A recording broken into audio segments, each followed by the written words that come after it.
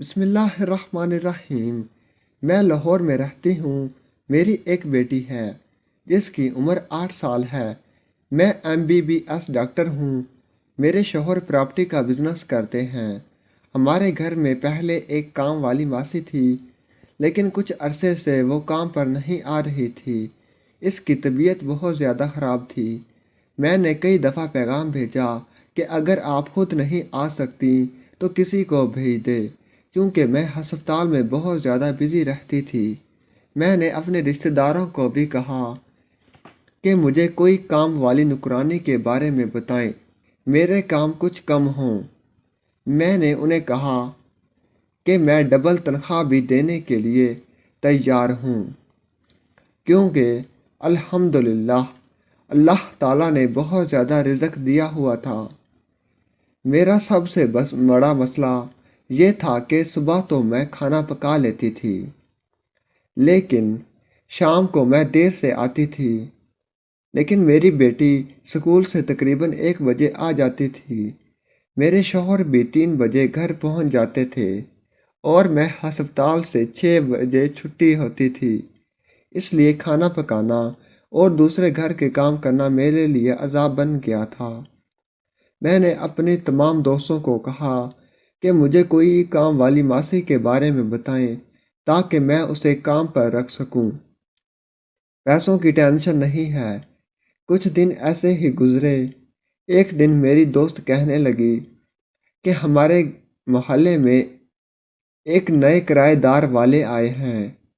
وہ بہت ہی زیادہ غریب ہیں، اور ان کی لڑکی ہمارے گھر آئی اور کہنے لگی کہ باجی اگر کوئی کام ہو تو مجھے بتا دینا، میں کر دوں گی۔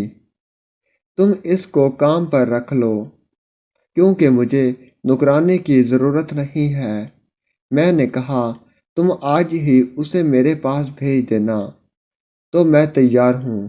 وہ کہنے لگی آج تو نہیں، لیکن کل میں اسے یہاں لے آؤں گی تو اسے گھر لے جانا۔ میں فوراً رضامند ہو گئی۔ کل جب میری دوست ہسپتال آئی تو وہ اپنے ساتھ ایک 14 سالہ لڑکی بھی لے کر آئی۔ وہ معصوم سی لڑکی بہت زیادہ خوبصورت لگ رہی تھی۔ میری دوست کہنے لگی تم اس کو کام پر رکھ لو اور مناسب پیسے دے دینا۔ میں نے اس لڑکی سے پوچھا کہ لڑکی تم ہمارے گھر کے کام کر لو گی؟ وہ لڑکی کہنے لگی میں کر لوں گی۔ میں نے اس سے پوچھا کہ تم کہاں رہتی ہو؟ تو وہ کہنے لگی کہ آپ کی دوست کی ہمسائی ہوں۔ میں اسے گھر لے گئی اور اس کو سارا کام بتایا۔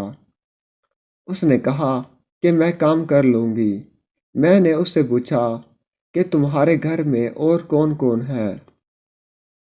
وہ کہنے لگی کہ میں اپنے ابو کے ساتھ رہتی ہوں اور اس کے علاوہ ہمارے گھر میں کوئی بھی نہیں ہے۔ میں نے اس کو کہا کہ تم ہمارے کوارٹر میں رہ سکتی ہو اور اپنے ابو کو بھی بلا لو۔ اس طرح تم صبح آؤ گی اور شام کو جاؤ گی۔ یہ تمہارے لیے بھی بڑا مسئلہ بن جائے گا اور رستہ بھی کافی لمبا ہے۔ تم یہیں ہمارے پاس رہ لو، ہم تمہاری تمام ضروریات پوری کریں گے۔ وہ کہنے لگی میں اپنے ابو سے مشورہ کروں گی، پھر آپ کو بتاؤں گی۔ شام کے وقت وہ اپنے گھر میں چلی گئی۔ صبح صبح وہ اپنے والد کو لے کر میرے پاس آئی اور کہنے لگی ہم آپ کے پاس رہنے کے لیے تیار ہیں۔ میں نے ان کو کوارٹر دکھایا اور کہا تم دونوں باپ بیٹی اس کوارٹر میں رہ سکتے ہو، اور ان کو تاکید کی کہ میں اپنا گھر تمہارے حوالے کر کے جا رہی ہوں۔ اگر کسی بھی چیز کی ضرورت ہو تو مجھے بتا دینا، میں تم کو دے دوں گی، لیکن کوئی بھی چیز چوری نہیں کرنا۔ وہ کہنے لگے کہ ہم بھوکے مر جائیں گے لیکن چوری نہیں کریں گے۔ مجھے تم سے یہی امید تھی۔ یہ کہہ کر میں ہسپتال چلی گئی۔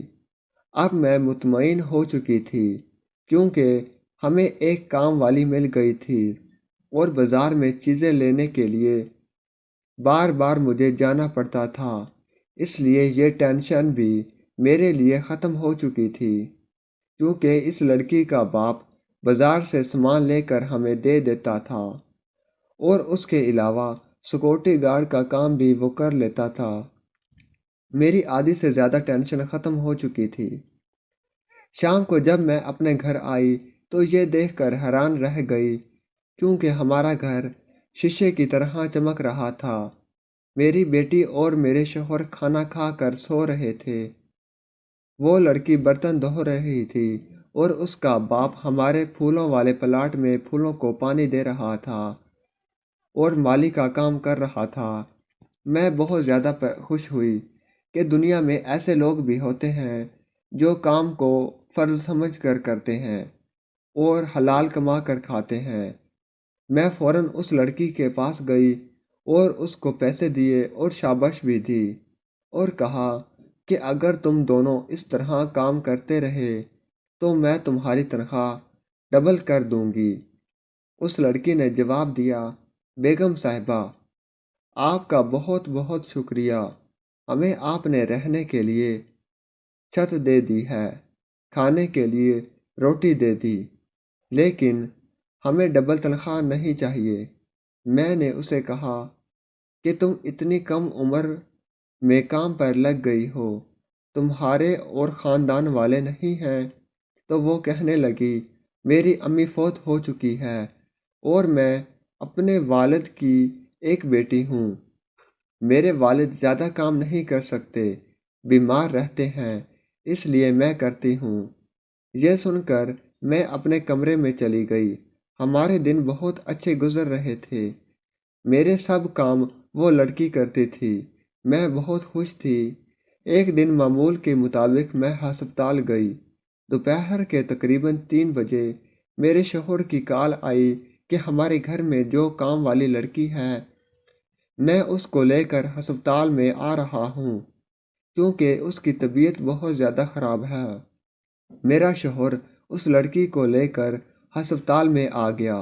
میں نے اس کو چیک کیا تو مجھے پتہ چلا کہ وہ لڑکی امید سے تھی۔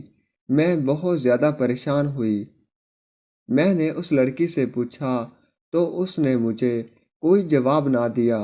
میں بہت زیادہ پریشان ہوئی، کیونکہ ایک تو اس لڑکی کی عمر بہت کم تھی اور اس کی شادی بھی نہیں ہوئی تھی۔ آخر کیا راز ہے؟ میں اسے لے کر گھر آ گئی۔ شام کو میں اس کے پاس گئی اور اس لڑکی کو دھمکی دی اور کہا کہ اگر تم نے سچ سچ نہ بتایا تو میں تم کو پولیس کے حوالے کر دوں گی۔ وہ لڑکی مجھ سے معافی مانگنے لگی اور رونے لگی۔ میں نے اسے کہا کہ تم سچ بتاؤ گی تو میں تم کو کچھ بھی نہیں کہوں گی۔ تو وہ کہنے لگی، میرا تعلق بلوچ خاندان سے ہے اور میں سندھ میں رہتی تھی۔ یہ شخص میرا باپ نہیں بلکہ میرا شوہر ہے، کیونکہ میرے شوہر کی بہن کو میرے بھائی نے مار دیا تھا۔ اس لیے بدلے کے طور پر ہمارے قبیلے کے سردار نے مجھے اس شخص کے حوالے کر دیا ہے اور 3 ماہ بعد مجھے بھی مار دینا تھا، لیکن اس شخص نے مجھ پر مہربانی کی اور ہم دونوں فرار ہو گئے ہیں۔ میں نے کہا، اگر تم چاہو تو میں تمہاری اس شخص سے جان چھڑوا دیتی ہوں۔ تو وہ کہنے لگی، یہ مورے محسن ہیں، میں ان کو چھوڑ نہیں سکتی۔ میں نے کہا، میرے گھر کے کام کر دیا کرو، میں تمہاری ہر ضروریات پوری کر دوں گی۔ اس نے میرا شکریہ ادا کیا۔ ویڈیو اچھی لگی تو چینل کو لائک کریں، سبسکرائب کریں، شیئر کریں، گھنٹی کے نشان پر کلک کرنا مت بھولیں تاکہ ہماری ہر ویڈیو آپ کے پاس بآسانی پہنچ سکے اور ہماری حوصلہ افزائی ہو سکے۔ کمنٹ ایکشن میں اپنی رائے کا اظہار ضرور کریں۔ شکریہ۔